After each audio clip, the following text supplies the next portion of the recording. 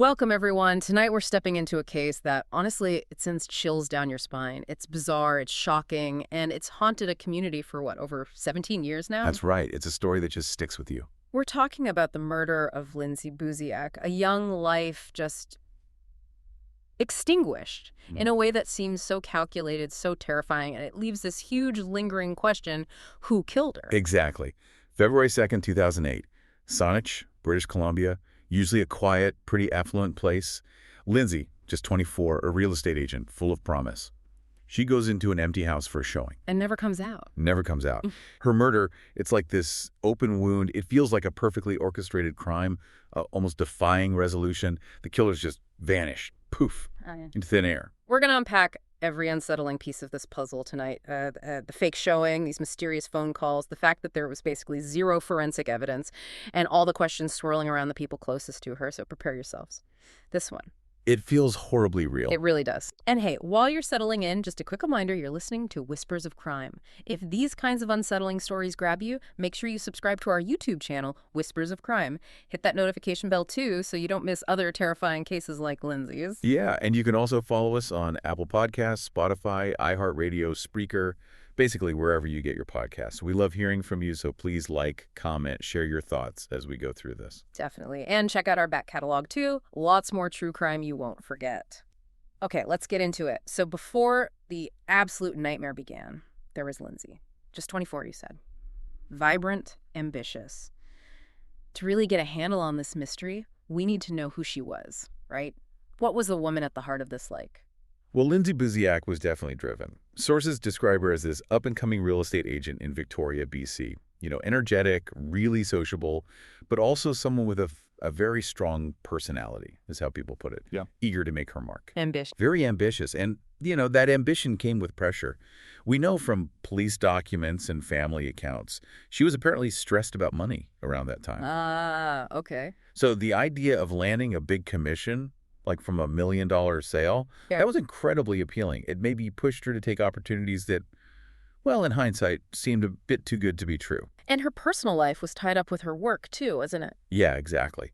She was in a serious relationship with Jason Zalo. He was also a licensed real estate broker.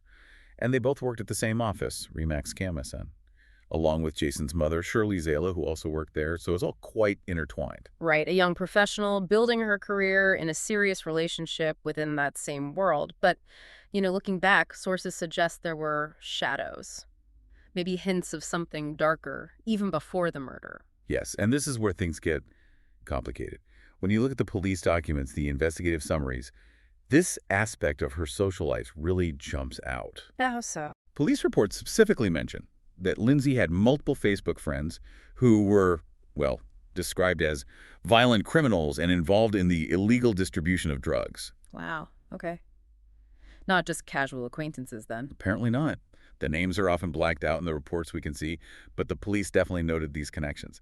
And then there's this trip she took to Calgary, December 2007, just about 2 months before she died. Right, you mentioned she visited her father. She did, but research confirms she also met up with some friends there. And one of those friends, specifically Erickson Delacazar, he later became a really central figure in this huge cocaine trafficking bust called Operation High Noon. And that bust happened after her murder. Just weeks after. It's unsettling timing, to say the least. Yeah, no kidding. So this driven young realtor building her life, but also these documented links to a criminal element.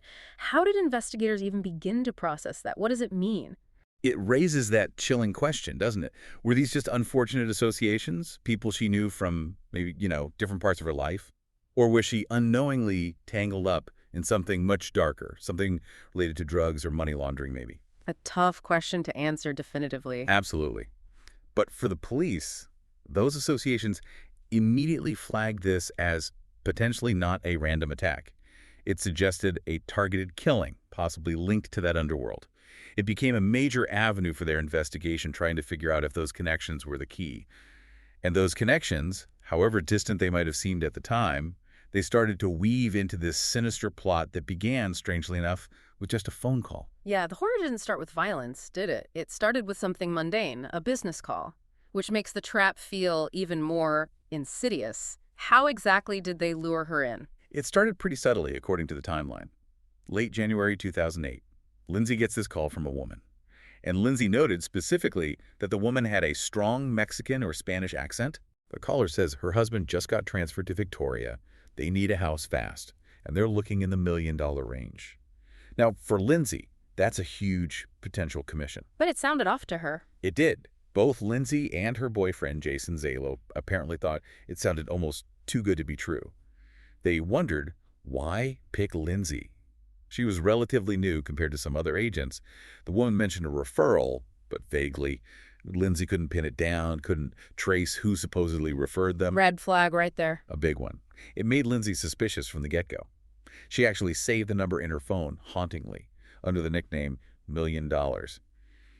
And that wasn't the only call. There were like 10 more calls from this same Vancouver number over the next few days, all just setting up this showing. 10 calls. Wow. And investigators found something crucial about that phone itself, didn't they? Something that screamed premeditation. Oh, absolutely. This wasn't just some random prepaid phone. Police discovered it was a burner phone, bought months earlier, back in November 2007, in Vancouver. And importantly, under a fake name, paid for with cash. Classic spy movie stuff. Pretty much.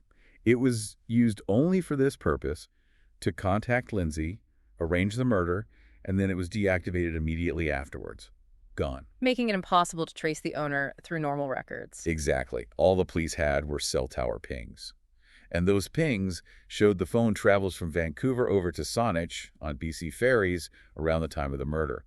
Police speculated the callers probably used something like MapQuest back then to check out the area, plan the location, figure out escape routes. It shows such a high level of planning. This wasn't impulsive. Not at all. This was methodical, organized, thought out well in advance by people who knew how to cover their tracks. And despite that big potential payday, Lindsay just couldn't shake this feeling of dread, could she? Her gut was telling her something was seriously wrong. Very wrong. Her anxiety was clearly escalating. We know that on February 1st, the day before the murder, she was talking to her best friend, Rianne Gracia. Her phone rang during their conversation. Lindsay reportedly told Rianne, "I've got to take this call. The Mexicans are calling." Wow. And that was the last time they spoke. That was the last time Rianne ever spoke to her. Heartbreaking. Hey. Lindsay was definitely torn. She needed the money, she was stressed about it, but she also had plans that weekend. A friend's bachelorette party in Vancouver she was supposed to go to on Saturday night. Did anyone offer to help her out with the showing? Yeah, both Jason and his mother, Shirley, apparently knew she was apprehensive. They both offered to do the showing for her.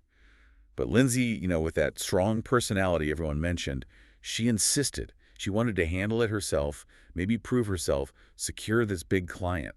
And that feeling of unease just got worse on the actual day, February 2nd. It really did. That morning, the male client called, said his wife wouldn't be coming after all, just him. And that made Lindsay even more nervous, according to reports. Understandably. Yeah.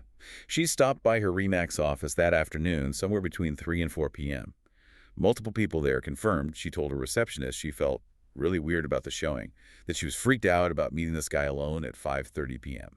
Did anyone else offer to go with her then? One colleague did, Cal Faber, who was actually a former RCMP officer.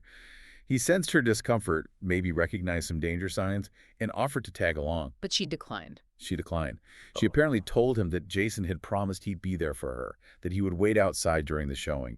So she felt she had backup, I guess. But her intuition was just screaming danger, a terrible premonition. Absolutely. All these little warnings, all these gut feelings, they all converged on this one specific house. 1702 de Sousa Place. A new, empty house where everything would tragically end. So the stage was set, this brand new, empty house on a quiet little street. Tell us about the location itself, 1702 de Sousa Place. Why there? How isolated was it? Right, 1702 de Sousa Place. It was on this quiet cul-de-sac in an area called Gordon Head in Saanich. And a key detail, as police reports emphasize, is that the house was so new it wasn't even showing up on GPS systems yet. Ah, that's important later with Jason's timeline. Exactly. You needed specific directions to find it easily. Yeah. And adding to the sort of sterile, isolated feel, the owner's wife had apparently professionally cleaned the whole place just that afternoon. Spotless. Making the later scene even more stark, I imagine. Definitely. And the clients, the supposed buyers, they'd been very specific in their calls to Lindsay. They wanted a vacant, new, $1 million home. And they also mentioned needing a separate area for a housekeeper. Those specific requests led Lindsay right to this property. It feels like they picked it for a reason. Secluded, controlled. Precisely. It was a perfect environment for what they planned. Minimal chance of witnesses, nobody really living close by yet, not much casual traffic, total isolation. And then Lindsay met them, these shadowy figures. What do we actually know about the man and woman she met there? The descriptions seem so vague. They are frustratingly vague. Eyewitnesses, likely neighbors peeking out, reported seeing Lindsay meet a man and a woman right out front around 5:30 p.m. They saw her shake hands with both of them. Apparently, she looked somewhat familiar or comfortable with them before leading them inside. Okay, so what did they look like, according to these witnesses? The woman was described as maybe 35 to 40 years old, Yeah. Caucasian, with short blonde hair, and she was wearing this very distinctive dress, white, pink, and black patterned. Witnesses called it bizarrely memorable. Blonde hair. But Lindsay heard a Hispanic accent on the phone? Exactly. That's a major inconsistency. Did the caller use a fake accent? Was the woman on the phone different from the woman at the house? It just adds another layer of mystery. And the man? He was described as taller, maybe 6 feet. Also Caucasian, dark hair, wearing what witnesses called a classy brown jacket, fairly long. Apparently fell below his waist. And that's pretty much it. Not much to go on at all. Not much. But the fact that they seemingly left zero forensic evidence, no DNA, no prints, that tells you a lot more about their planning and maybe their experience than the vague descriptions do. And then, inside that house, between 5:38 and 5:41 p.m., just a few minutes, Lindsay's life ended in this horrifying burst of violence. What do we know about those final moments? It was incredibly fast and brutal. One of the most chilling pieces of evidence is that accidental pocket dial. At 5:41 p.m., Lindsay's phone somehow called a friend she hadn't spoken to in a while. It went to voicemail. And it recorded something. It recorded muffled sounds, maybe voices, maybe struggling, it's unclear. Just this horrifying, muffled testament to her final moments, captured purely by chance. Oh, that's awful. And where was she found? She was found upstairs in the master bedroom. The coroner's report stated she'd been stabbed multiple times. Some reports, especially those coming from family members later, mentioned over 40 stabs. Over 40? Yeah. That's savage. It is. The official cause of death was blood loss from those extensive wounds. The coroner estimated the time of death around 5:40 p.m. And crucially, there were no signs of sexual assault. Nothing was stolen from her or from the house. Which points away from robbery or a random attack, right? Exactly. It screams targeted killing, not a crime of opportunity. The sheer number of wounds, the brutality. Crime analysts often say that can suggest intense rage, a very personal motive, or it could be intended to send a terrifying message. And they left something behind, didn't they? Footprints. Yes. A trail of bloody footprints was found on the staircase leading down from the master bedroom. Grim evidence they were there. Evidence of the violence, but useless for identification. Just smudges, really. So they killed her with brutal efficiency, and then they were gone. Vanished, leaving this horrific scene and a mystery that just wouldn't go away. Precisely. Gone without a trace. Okay, so minutes after this happens, Lindsay's boyfriend, Jason Zalo, arrives. He has no idea what he's about to walk into, what happens next. And how did the initial police handling of this set the stage for so much controversy later on? Right. So Jason Zalo and his friend, Cohen Oatman, they left an auto shop around 5:29 p.m. The plan was they'd meet Lindsay after her showing, then go play hockey.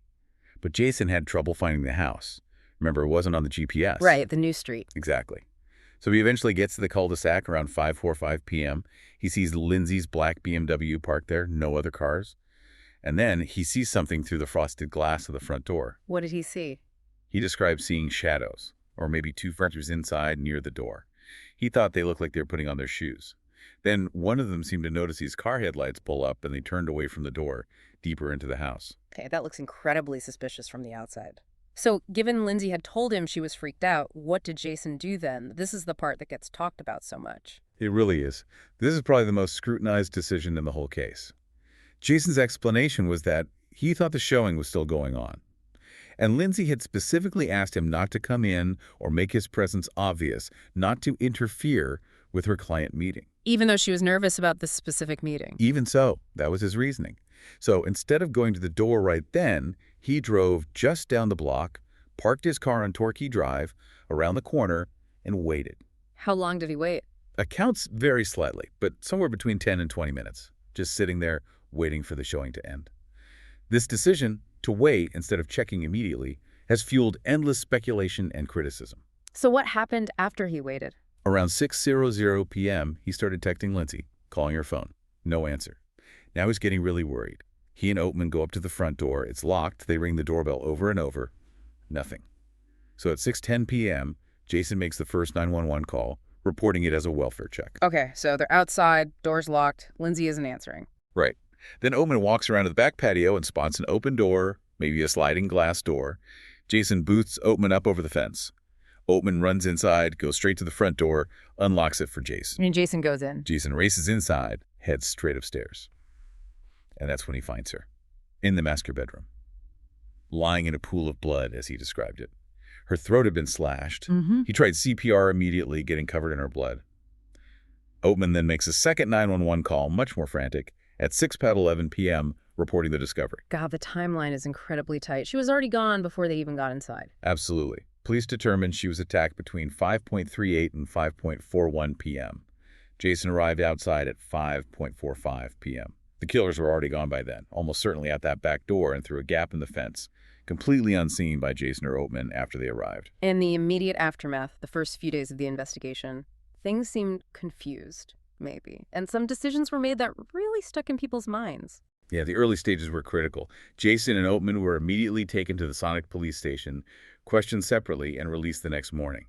Jason even went back to the crime scene a few days later on February 6th with his lawyer and did a walkthrough, a reenactment for the police. Okay, standard procedure maybe, but then the police made a pretty definitive statement about Jason and his family, didn't they?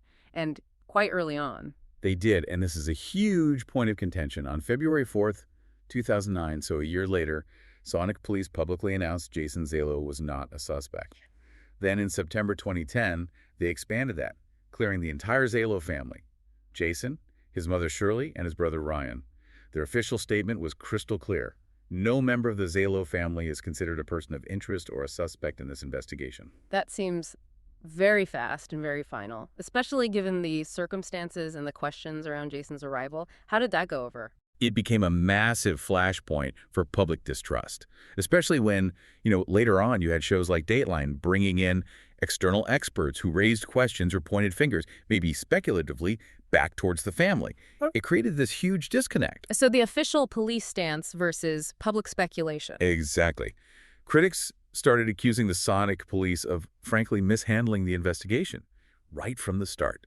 There were claims they made conflicting statements over time. It just fostered this air of suspicion that, honestly, still hangs over the case today. Whether it's truly mishandled or just incredibly complex, the result was this erosion of public confidence. And with no hard evidence at the scene, that lack of trust just created more room for theories to grow. Which brings us to the evidence, or rather the shocking lack of it. In a violent crime like this, in a house, it's almost unbelievable they left nothing. Like ghosts. How did they manage that? What does it say about them? It's genuinely astounding, and it's probably the single biggest hurdle in this case. The crime scene yielded, and I quote investigators, no DNA, no fingerprints, or even a clue behind that could lead the police back to them. Nothing useful. Nothing. Essentially nothing traceable. This wasn't just luck. It points directly to extreme care, meticulous planning, and maybe experience. Remember the burner phone? Bought months ahead, used only once, then ditched? That already showed incredible premeditation. So this wasn't amateurs. This suggests a level of sophistication, maybe even professionalism that's frankly terrifying. Like they knew exactly how forensics works. Precisely. Leaving a scene that clean, no DNA, no prints, combined with the burner phone tactic, suggests people who either have done this before, maybe connected to organized crime, or individuals with an almost insider-level understanding of crime scene protocols. How to avoid leaving anything, how to sanitize everything. It's like a masterclass in how to commit murder and get away with it. Some have called it a masterstroke in that grim sense. It elevates the crime beyond just brutality to this chilling level of cold, calculated sophistication. The only physical trace, as we mentioned, were those bloody footprints on the stairs, a stark reminder they were there, but completely useless for identifying who they were. So with no forensic leads, the investigation had to rely on what? Circumstantial evidence, motives, which just opens the door wide for speculation, doesn't it? Exactly. It forced investigators and the public down paths of theory and motive, trying to connect dots that weren't physically there. And that led to these widely diverging, unsettling theories we still grapple with today. Right, the theories. With no arrests, no solid evidence, this vacuum just filled up with speculation, some logical, some maybe less so, but all of them deeply disturbing. Let's try to unpack the main ones. The first big one seems to hit very close to home for Lindsay. Yeah, the theory involving the Zalo family, specifically Jason and Candor's mother, Shirley, is probably the most persistent and widely discussed, especially online. The core idea boils down to Lindsay possibly having known too much. Known too much about what, though? That seems vague. What are the specifics people point to, especially since, as you said, the police officially cleared them? Well, the speculation, and it is largely speculation found in online forums and some independent reports, centered on the idea that the RE/MAX office where they all work was potentially involved in illicit activities. Things like drug trafficking, mortgage fraud, maybe money laundering, even embezzlement. Okay, serious allegations. Very serious. Yeah. And the theory suggests Lindsay either stumbled onto evidence of this, or maybe because she was planning to break up with Jason, which is another part of this theory. Shirley decided Lindsay had become a liability, that she knew too much and needed to be silenced, possibly through a hired hit. Is there anything concrete that fuels this, beyond just rumor? There are a few specific things often cited. People noted Shirley Zalo's behavior towards Lindsay's father, Jeff Buziak, was apparently extremely rude during a visit. There's also the fact Shirley owned rental properties, and one of her tenants was a man named Ziggy Matheson, who reportedly had a lengthy criminal record. And then Shirley's own sister apparently made a Facebook post criticizing real estate greed and family members getting very rich from unbelievable misconduct, which people connected back. And wasn't there a weird phone call incident involving one of Lindsay's friends? Yes, that's often brought up. Months after the murder, Lindsay's friend Nikki got a strange call from a woman with an accent. Nikki felt it sounded like the accent Lindsay had described. She called the number back repeatedly. Eventually, Shirley Zalo answered, saying it was a mix-up. She'd meant to call another Nikki in her office. But Shirley denied it to the police. She denied making the initial call, yes. But Nikki had the call records on her phone, so Shirley's denial seems suspicious to many observers. And then, of course, you have Jason's actions at the scene. The waiting, parking away, even though he passed a polygraph. Which aren't totally reliable anyway. Exactly. Polygraphs measure stress, not lies, and they're not admissible in court for a reason. Some people also commented on his apparent lack of trauma during the police reenactments, but again, that's very subjective. So despite the official police clearance, these rumors and questions about potential criminal involvement just haven't gone away. The defamation lawsuit Shirley filed against Jeff Buziak over these kinds of accusations just shows how bitter and unresolved it all remains. Okay, so that's the close-to-home theory. What about the second major one? This sounds like something out of a movie, a connection to a big drug bust, maybe even cartels. Right. This theory shifts the focus dramatically, suggesting Lindsay's murder was a professional hit ordered by organized crime, specifically linked to that Calgary drug bust, Operation High Noon. And the link is that trip Lindsay took to Calgary. That's the starting point. Remember, she visited Calgary in December 2007 and met with Erickson de Alcazar. He was later identified as a key player in that cocaine trafficking ring busted just weeks after Lindsay was killed. So the police thought maybe the cartel believed she was involved somehow. Or worse. The hypothesis, according to some reports on the investigation, was that the cartel might have mistakenly believed Lindsay was an informant, a rat, and her murder was retaliation or a warning. And the accent the first caller used. The Mexican or Spanish accent, reported by Lindsay herself, fits perfectly with this theory, lending it credibility in the early stages. Plus, the way she was killed. The sheer brutality. Does that fit? Some crime analysts argue it does. They suggest that extreme stabbing, especially when nothing is stolen, can be a signature of certain cartels used to send a message. It's meant to be terrifying. And the fact that the FBI got involved later on. The FBI. Why them? Their involvement suggests a case might have links beyond local or even national borders, possibly international organized crime that a municipal force like Sonich might struggle to investigate fully on their own.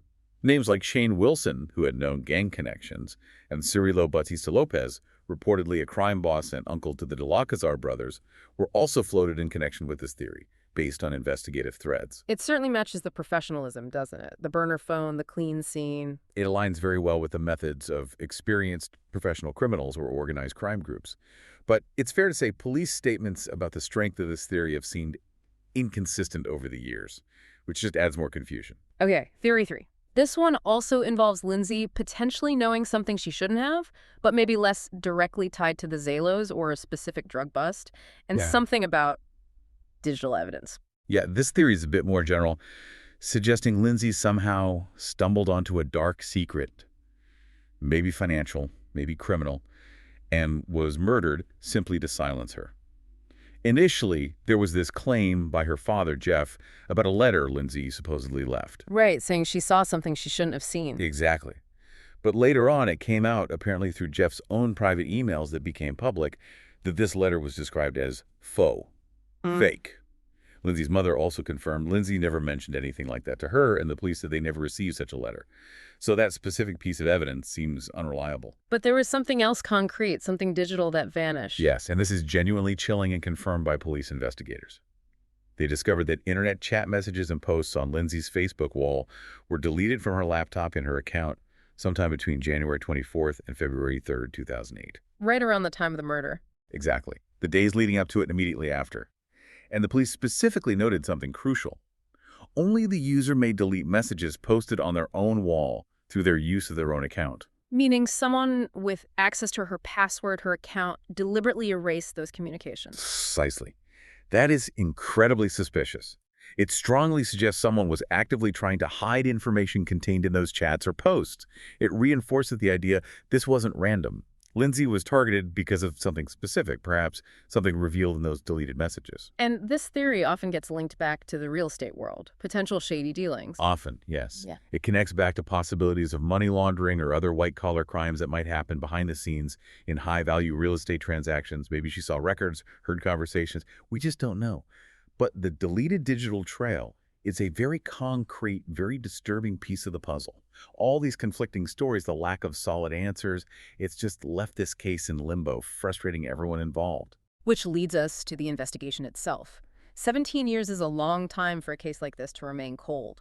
What were the challenges? Why hasn't it been solved? Let's talk about the police efforts and the criticisms they faced. Well, the Songditch police definitely invested a lot of resources initially. By early 2009, they'd interviewed almost 1,500 people, chased down over 750 tips, executed dozens of search warrants. They had senior detectives assigned. Sounds like a significant effort. It was. But a major criticism, raised early on and repeated often, was their initial reluctance to accept help from neighboring police forces, or, crucially, the RCMP, the Royal Canadian Mounted Police, Canada's national force. Why would they refuse help on such a complex case? Reports suggest it might have been down to things like municipal pride, maybe crippling bureaucracy, or even interdepartmental rivalries, pissing matches, as some commentators bluntly put it. Whatever the reason, many believe this early lack of coordination seriously hampered the investigation's momentum right out of the gate. That's incredibly frustrating, if true. Did it contribute to the feeling that things were mishandled? It certainly fueled that perception. You heard accusations that Sonics PD mishandled the investigation, maybe even suggestions, though unproven, that someone inside might have tried to deflect the investigation away from certain people. Plus, some of Lizzie's own friends reported being treated poorly by the police, which made them hesitant to come forward with information later. Not good if you're trying to build trust and gather intelligence. Absolutely not. Now, officially, as of our latest update check for September 2025, the case is still considered very much active and ongoing. There's been talk about forming a dedicated cold case task force, maybe involving multiple agencies now, and there's always hope pinned on new DNA technology. Like genetic genealogy, that's solved some amazing cold cases recently. Exactly. The speculation is that maybe they have tiny degraded DNA samples from the scene, perhaps from under Lindsay's fingernails, or those footprints that were just too small or damaged to test back in 2008.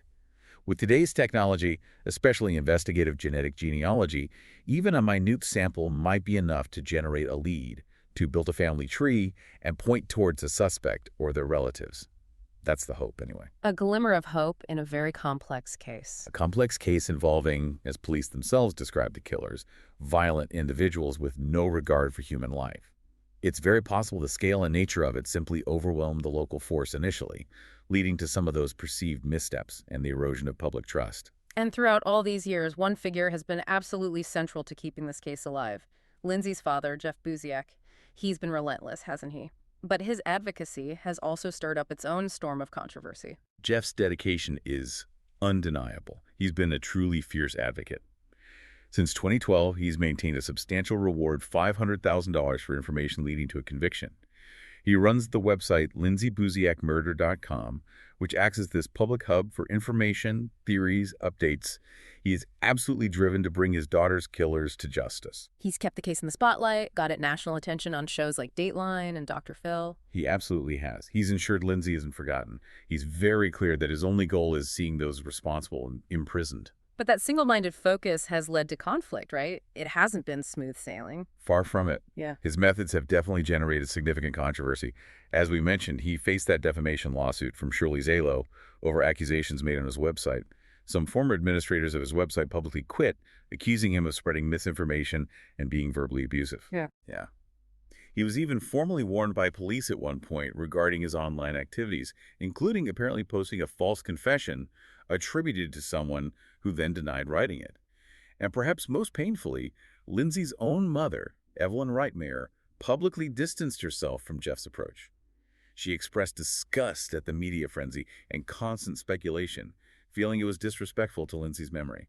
That's incredibly sad. A family divided even in grief. It highlights a really difficult line in these cases, doesn't it? Mm-hmm. The line between passionate advocacy, which is crucial for keeping cold cases alive, and the risk of spreading unverified claims or causing further harm in the process.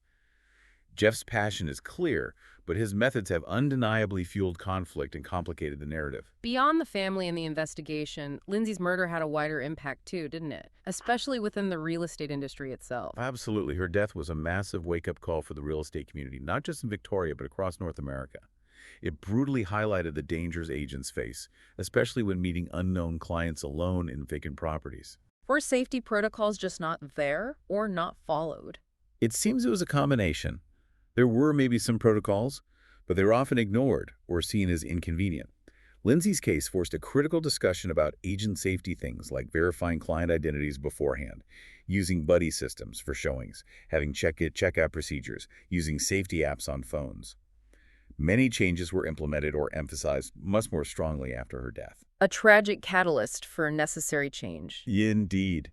The case continues to resonate. It gets significant media attention, documentaries, podcast episodes like this one. Even that Netflix movie Reptile, while fictional, clearly drew inspiration from some elements of this case, keeping the themes in the public eye. Lindsay's story remains this stark, enduring warning about the risks inherent in the profession and the absolute need for vigilance and better safety measures. It's a legacy no one wanted, but one that has hopefully made other agents safer.